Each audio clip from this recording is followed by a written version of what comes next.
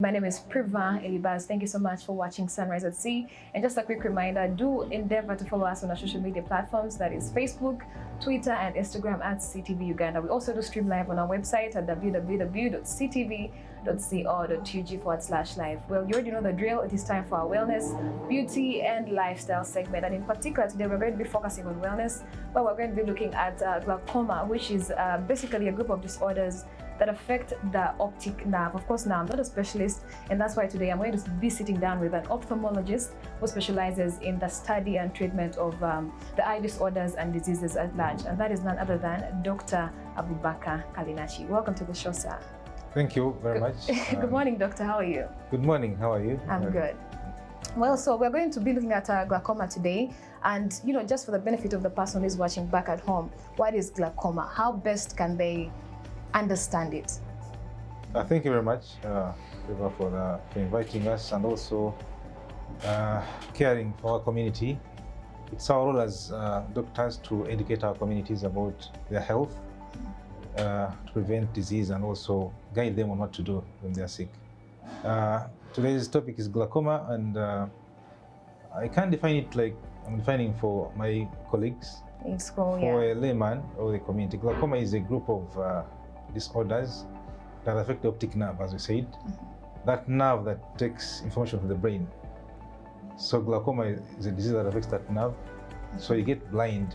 Slowly get blind because of damage to that nerve. Is the blindness reversible? Is it something that someone can be able to actually treat and overcome? Unfortunately, glaucoma is a very bad disease, I should say. By the time you have that vision impairment or blindness, it's just too late for you to act. So if you have glaucoma and it's confirmed you have it, what has been damaged of the optic nerve cannot be reversed. So it's permanent damage of the nerve, and our treatment is aimed at preventing further damage, but we can't reverse what has been damaged. What has already been damaged. Yeah. But what are some of the causes of glaucoma? How do people get to actually suffer from these types of disorders? Glaucoma, just like another disease, of course there are causes, but for glaucoma we talk about risk factors. Yes. What can predispose one to developing glaucoma? One, being an African is a risk factor for developing glaucoma. Yes. Me and you and those who are watching us, if you're an African, you stand high chances of getting glaucoma. However, not only being an African, it's an interplay of many risk factors that come into play. The other is if you have family history of blindness. Oh yes, the history. If you have either your uncle, your dad, or grandfather who was declared blind, chances are high that maybe he had glaucoma or they had glaucoma and they got blind. So you stand high chances of getting glaucoma. The same, yes. If you have history of a close relative who has blindness. The other risk factors are if you grow older, age, 40 years and above, you stand high chances of getting glaucoma. Then, if you have other diseases like diabetes, if you have high refractive errors like high myopia, high hyperopia, if you are long-sighted, or you have that high long-sightedness, you stand chances of getting glaucoma. However, even in children, there are those who are born with glaucoma. There are kids who are born with glaucoma. What are some of the symptoms? Because I would want to think that, anyone out there would want to think that as a medical condition, maybe you would experience things like sudden eye pain or nausea or vomiting. What are some of those symptoms that people can look out for? Yeah, thank you for that. Glaucoma is a unique disease. First of all, I should say it's the second leading cause of blindness and #1 cause of irreversible blindness. Blindness, yes. Okay? Glaucoma is unique in such a way that we in our profession call it the silent thief of our sight.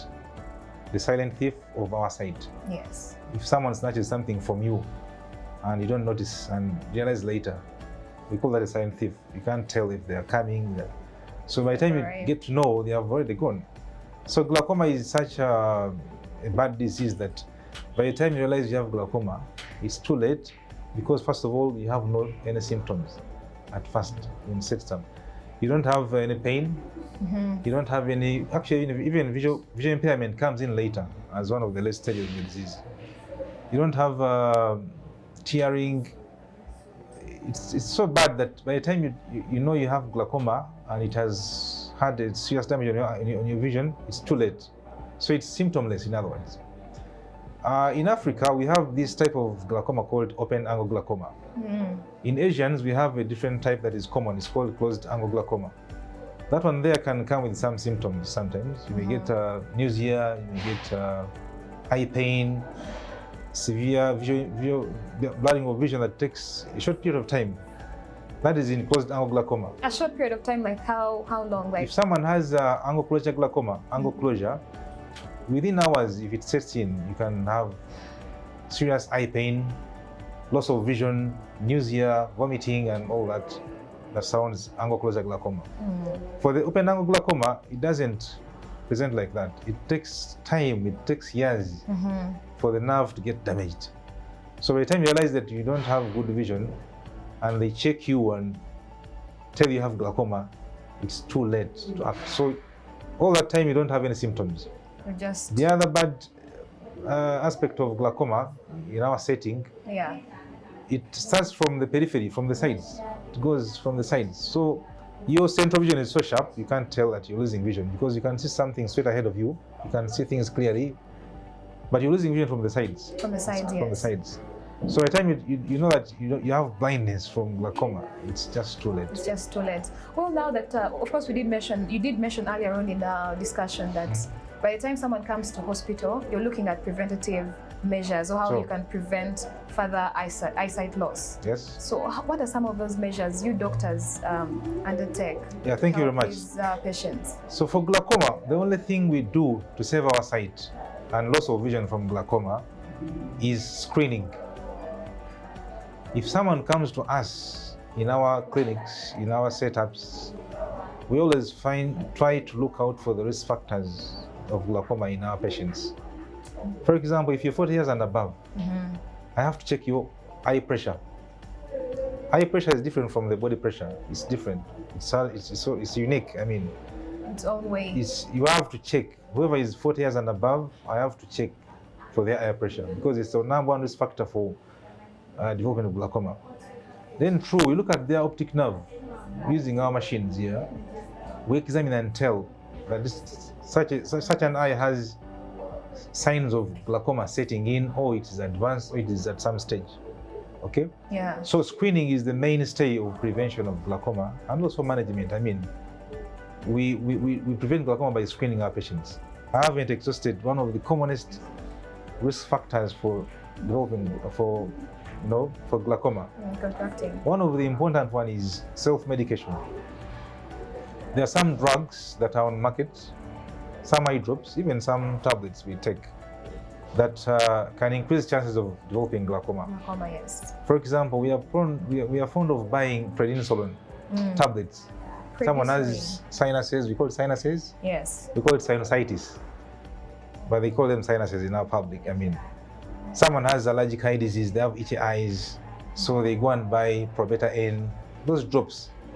Most of these drops have what we call corticosteroids.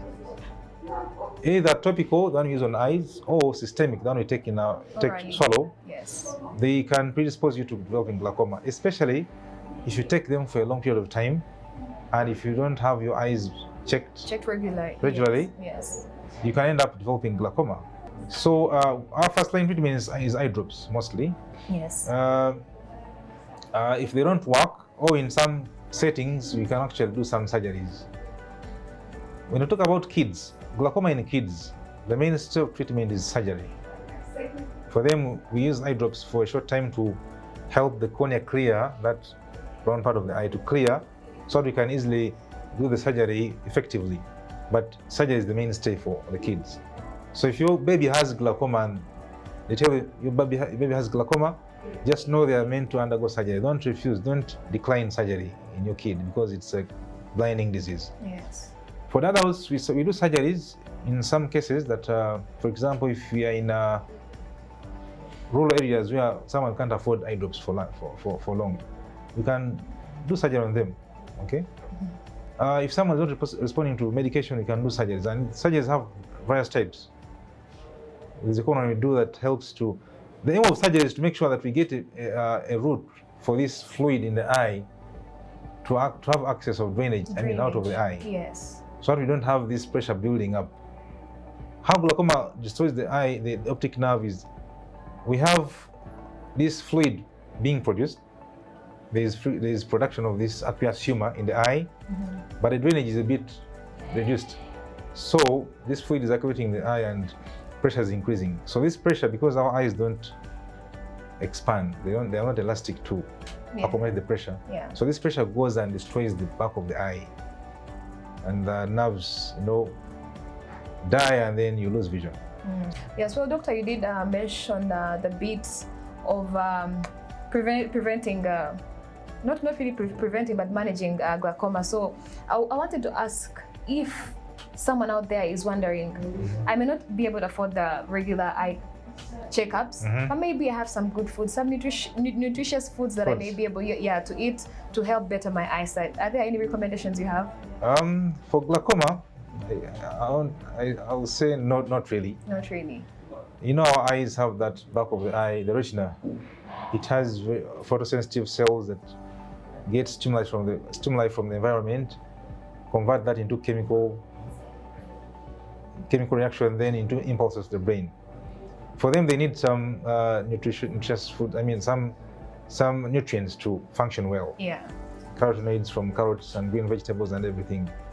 But glaucoma is affecting the nerve. The pressure is actually pressing on the nerves, reducing the blood supply to the nerve, and damaging it in the long run. So, not really. They don't have foods that actually. They may not really be. Yeah. So people are fond of that. They want to ask, which foods can I take for this eye condition? Even those who use glasses, they say, Musao, is there any food? Are there any foods I can take so that I can do with glasses? Some eye conditions don't need nutrition. You just have to manage them. That's what's managed. For example, for glaucoma, it's eye pressure. Control it, you'll have no damage going on. Well, you heard it from Dr. Abubakar Kalinachi, who is an ophthalmologist, and we did look at glaucoma today. We looked at the causes, the treatments, and of course the different ways you can manage glaucoma once you get to the hospital. This is Sunrise at Sea. You've been watching our Wellness, Beauty and Lifestyle segment. My name is Privma Elibaz. Good morning.